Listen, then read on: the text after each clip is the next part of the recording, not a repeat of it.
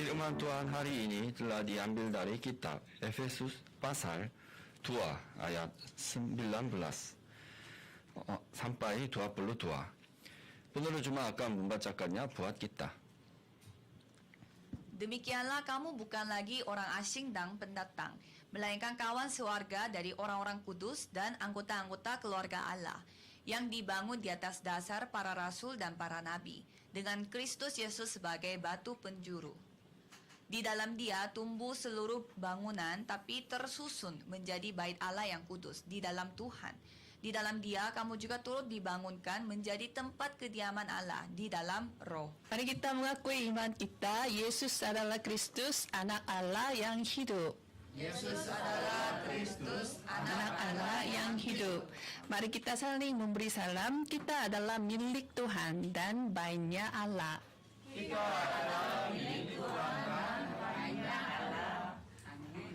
Judul khotbah hari ini adalah kita yang sedang dibangun bersama-sama. Bacaan hari ini diambil dari Efesus 2 ayat 19 sampai dengan 22. Sebagai pengantar, selama di bulan Chuseok, kemarin saudara pasti memberitakan Injil kepada anggota-anggota keluarga yang belum kenal kepada Tuhan saat berkumpul di rumah masing-masing. Dan pasti itulah ada jiwa-jiwa yang menerima Injil sesuai dengan jadwal waktu Tuhan. Dan juga mungkin ada jiwa-jiwa yang masih meremehkan Injil dan tidak ada reaksinya tentang Injil. Tetapi saudara tidak perlu khawatir sedikit pun, karena terang Kristus telah dipancarkan kepada mereka saat Injil diberitakan. Maka bentang-bentang kuasa kegelapan akan diruntuhkan. Kita tidak tahu kapan jadwal waktu Tuhan, tetapi satu hal yang harus ingat adalah penginjilan keluarga pasti akan digenapi.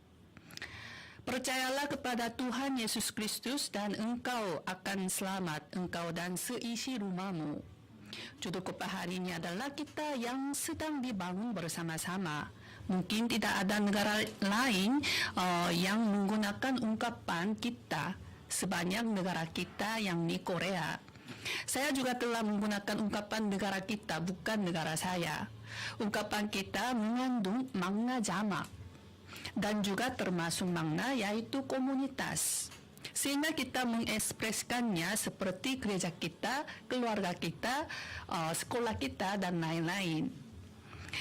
Kadang kita dengar bahwa bangsa Korea kurang dalam hal berkomunitas. Sering dikatakan bahwa bangsa Korea susah bersatu seperti pasir. Sebenarnya sangat penting untuk memiliki kesadaran tentang siapa diri kita dalam kehidupan rohani kita. Ketika saya dan saudara memiliki kesadaran bahwa saya dan saudara adalah kita, gereja dapat memperluas kerajaan Allah dengan kuat dan teguh. Kita sedang membahas kitab Efesus setiap hari Minggu. Efesus adalah salah satu penjelasan terbaik tentang eklesiologi di antara teologi sistematika. Meskipun jarang muncul kata gereja dalam Efesus, tetapi Efesus menjelaskan inti dari gereja seperti apa itu gereja dan tujuan gerejanya untuk apa. Kenapa gereja berada? Dengan kata lain, Efesus mengandung inti tentang rencana dan kehendak Tuhan terhadap gereja.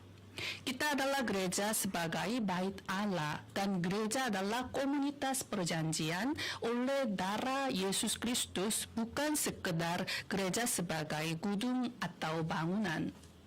Penerima yang pertama dari surat Efesus adalah jemaat Efesus, orang-orang kudus di Efesus. Sebagian besar mereka hidup di dalam budaya penyembah berhala dari Kejadian pasal 3 sebelum diselamatkan. Setelah mereka percaya kepada Yesus Kristus, mereka menjadi anak-anak Allah. Dulu mereka adalah orang asing tanpa Kristus, seperti yang telah Paulus katakan. Oleh sebab itu, mereka masih belum terbiasa dengan budaya gereja dan budaya yang berada di dalam Kristus.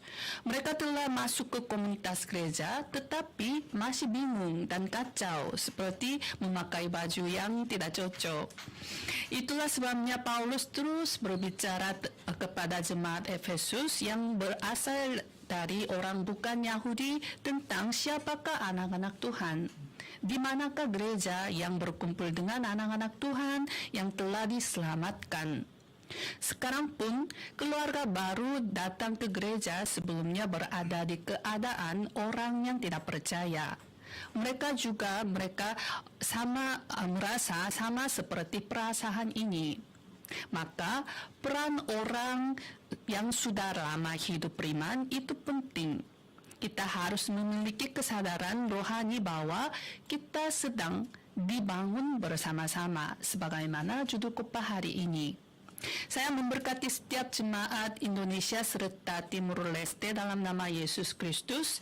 Kiranya saudara dapat menjadi tokoh utama penginjilan 237 negara dan 5.000 suku yang berkenan kepada Tuhan di dalam situasi dan kondisi apapun, sambil kita saling membantu dan mendukung dan membangun satu sama lain. Pokok bahasan yang pertama adalah sadarilah bahwa kita adalah anggota-anggota keluarga Allah.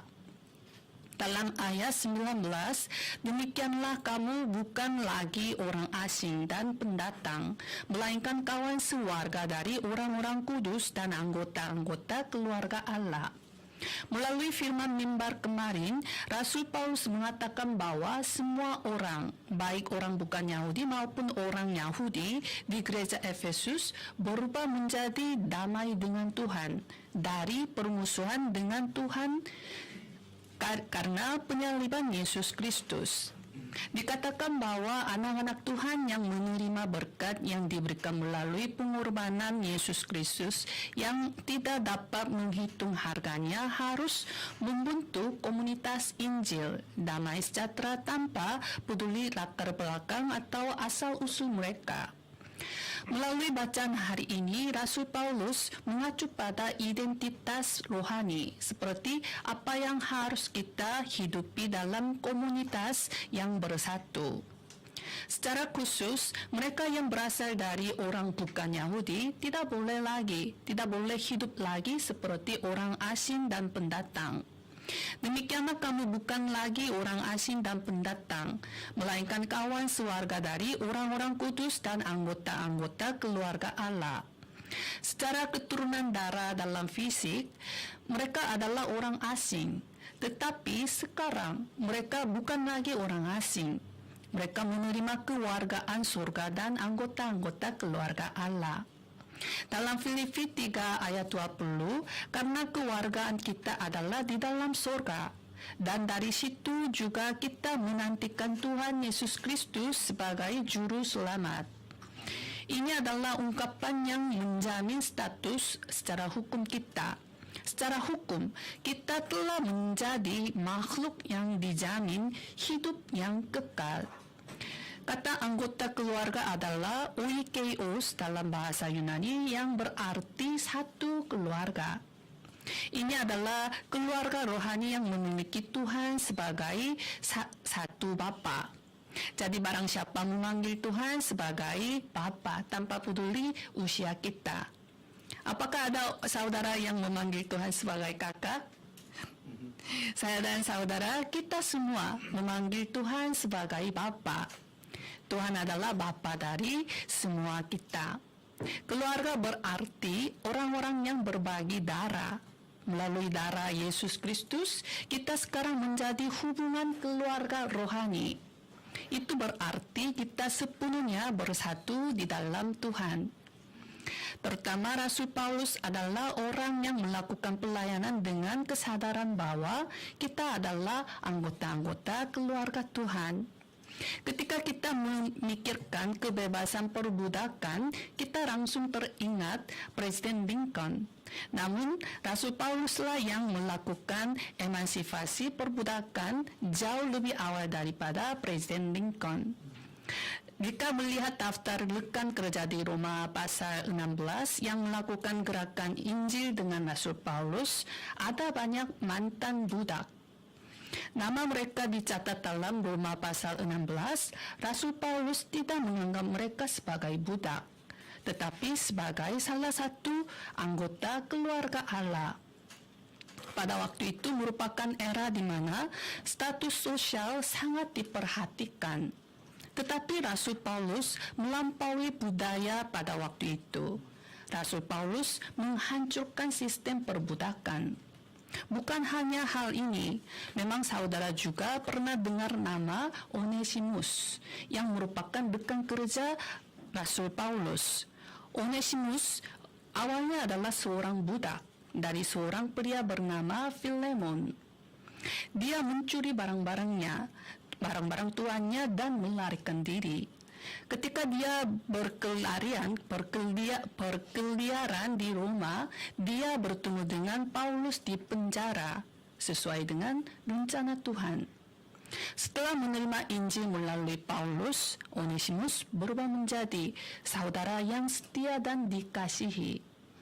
Dalam suratnya kepada Filemon, Rasul Paulus menggambarkan Onesimus sebagai anakku, buah hatiku, dan saudara yang kekasih. Lalu Paulus meminta kepada Filemon untuk menerima Onesimus sebagai saudara di dalam Kristus. Minta dapat diartikan sebagai meminta kesadaran anggota keluarga Allah. Surat itu adalah kitab Filemon. Onesimus meninggalkan jejak penting seperti dia menjadi uskup yang dihormati di gereja Efesus dan menyampaikan surat kepada gereja Kolose bersama Tikhikus. Kesadaran akan anggota keluarga Allah adalah platform yang melaluinya gereja mula-mula dapat meningkatkan nilai gerakan Injil pada zaman itu. Karena gereja mula-mula memiliki kesadaran rohani bahwa siapapun yang ada di dalam Kristus adalah ciptaan baru dan satu keluarga secara rohani, dapat memberi pengaruh baik Injili. Apakah ada Onesimus yang saudara harus terima di dalam hati saudara? Apakah ada orang yang masih memiliki jarak di hati saudara? Jika begitu, sadarilah bahwa kita adalah anggota-anggota keluarga Allah. Saya memberkati setiap jemaat Indonesia serta Timur Leste dalam nama Yesus Kristus. Kiranya saudara dapat memperluas kerajaan Allah. Dengan kesadaran kita adalah anggota-anggota keluarga Allah. Dengan kita saling membantu dan mendukung untuk bertumbuh rohani. Pokok bahasan yang kedua adalah sadarilah bahwa kita adalah bait Allah. Dalam ayat 20 sampai dengan 22, dibangun di atas dasar para rasul dan para nabi dengan Kristus Yesus sebagai batu penjuru. Di dalam Dia tumbuh seluruh bangunan, lapi tersusun menjadi bait Allah yang kudus. Di dalam Tuhan, di dalam Dia, kamu juga turut dibangunkan menjadi tempat kedamaian Allah di dalam Roh. Rasul Paulus menekankan bahwa kita harus memiliki kesadaran akan bait Allah, selain kesadaran keluarga Allah menjadi satu keluarga rohani di dalam Yesus Kristus. Kata bait mengandung identitas bangsa Israel dan merupakan ungkapan yang menentukan kehidupan mereka. Kehidupan mereka berputar di sekitar bait Allah. Sayangnya, bagaimanapun mereka menganggap bait Allah sebagai gedung atau bangunan. Jadi ketika bait Allah di Yerusalem runtuh, mereka sangat terkejut. Namun, dalam bacaan hari ini, kesadaran akan bait Allah yang harus kita miliki adalah bahwa kita adalah bait Allah dan harus menikmati hadirat Tuhan 24 jam sehari. Dalam 1 Korintus 3 ayat 16, tidak tahukah kamu bahwa kamu adalah bait Allah dan bahwa Roh Allah diam di dalam kamu? Dalam 2 Korintus 6 ayat 16, kita adalah bait dari Allah yang hidup. Kita harus menjalani hidup kita sebagai makhluk yang adalah bait Allah. Melalui bacaan hari ini, Rasul Paulus menekankan bahwa kita sebagai bait Allah, platform kehidupan adalah Alkitab, firman Tuhan, yang dibangun di atas dasar para rasul dan para nabi. Di sini dasar para rasul dan para nabi mengacu pada firman Tuhan yang diutus oleh para rasul dan para nabi di bawah ilham Roh Kudus. Hanya firman Tuhan yang menjadi platform kehidupan kita yang adalah bait Allah. Rasul Paulus menjelaskan bahwa inti dari ayat ini adalah Yesus Kristus. Dengan Kristus Yesus sebagai batu penjuru, Paulus menjelaskan gaya arsitektur saat itu sebagai contoh. Saat itu hal terpenting dalam membangun sebuah bangunan adalah batu penjuru. Batu penjuru ini bukan hanya standar untuk membangun bangunan, tetapi batu bata juga harus ditumpuk di sekitar batu penjuru. Itulah mengapa tidak mungkin membayangkan sebuah bangunan tanpa batu penjuru. Singkatnya, kehidupan beriman tanpa Yesus Kristus tidak ada artinya. Inilah sebabnya kita menekankan satu-satunya Yesus Kristus begitu sering. Kita harus dapat melihat fakta bahwa kita adalah batu bata yang terhubung satu sama lain dan sedang dibangun menjadi satu bait Allah di dalam Yesus Kristus. Kita adalah makhluk yang sedang dibangun bersama-sama terhadap satu tujuan dan satu arah untuk menyelamatkan 237 negara dan 5.000 suku. Di sini ada 2 pelajaran rohani penting yang terkandung dalam firman ini. Yang pertama adalah tidak ada orang yang tidak berharga. Apa yang akan terjadi jika satu batu bata jatuh saat membangun sebuah bangunan? Memang bangunan akan runtuh, jadi tidak boleh bahwa aku tidak berguna. Maka saudara harus ingat betapa harganya saudara masing-masing. Yang kedua adalah bahwa kita semua masih makhluk yang tidak sempurna. Secara teologis, kita sedang dalam proses pengudusan, masih diperbaiki. Dengan kata lain, kita sedang dibangun sampai kita berdiri di hadapan Tuhan.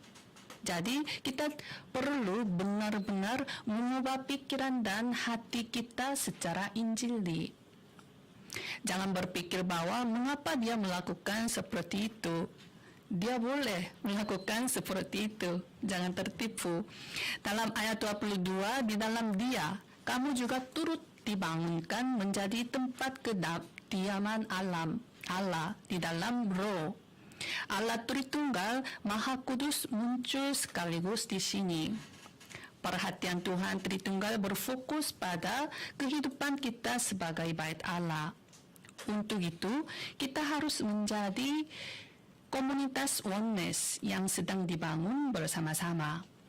Di antara slogan-slogan para reformator ada pepatah ad fontes. Kata ini berarti kembali ke mata air. Jika menafsirkan kembali ke esensi dan kembali ke sumbernya. Jika kita kehilangan esensi kehidupan beriman kita, maka kita tidak bisa bertumbuh dan mengalami kesulitan. Alasan orang Israel menjadi budak, tawanan, jajahan, dan pengembara adalah karena mereka kehilangan esensi rohani mereka. Apa itu esensi rohaninya? Itu adalah firman Tuhan. Kita hanya perlu melakukannya sesuai dengan firman Tuhan, bukan menurut hati kita sendiri. Ketika kita menanamkan, berakar, memiliki tabiat dengan 3K, yaitu Kristus, Kerajaan Allah, dan kepenuhan Roh Kudus, kita akan bertumbuh secara rohani. Kita dapat memberi pengaruh rohani di mana kita berada.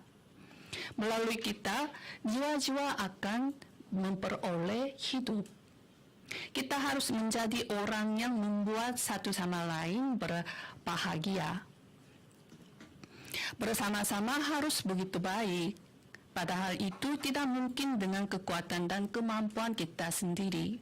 Namun, jika kita menikmati Tuhan Tritunggal Maha Kudus selama 24 jam, itu menjadi mungkin. Saya memberkati setiap jemaat Indonesia serta Timur Leste dalam nama Yesus Kristus. Kiranya saudara dapat menikmati berkat komunitas Injil di dalam Kristus Yesus untuk menyelamatkan jiwa-jiwa sekitar saudara masing-masing. Mari kita berdoa. Kami mengucap syukur kepada Tuhan Tritunggal yang menyelamatkan kami. Kami mengakui bahwa kami berharga sebagai bait Allah dan anggota-anggota keluarga Allah. Kiranya kami dapat menikmati status dan otoritas kami selama 24 jam sehari, sehingga kami dapat menjalani kehidupan untuk menyelamatkan keluarga kami, kenalan kami, teman-teman kami, dan anak-anak kami dengan ucapan syukur dan pujian. Kami berdoa dalam nama Yesus Kristus. Amin.